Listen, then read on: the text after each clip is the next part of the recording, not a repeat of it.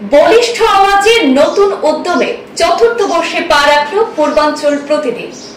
গুটি গুটি পায়ে তৃতীয় বর্ষ পূর্ণ করে চতুর্থ বর্ষে পা রাখল আমাদের আপনাদের পূর্বাঞ্চল প্রতিদিন। এই উপলক্ষে আমাদের সকল দর্শক শ্রোতা, আমাদের সাংবাদিক, কলা কুশলী এবং শোভানুধ্যায়ীদের জানাই আন্তরিক প্রীতি, শুভেচ্ছা এবং অভিনন্দন।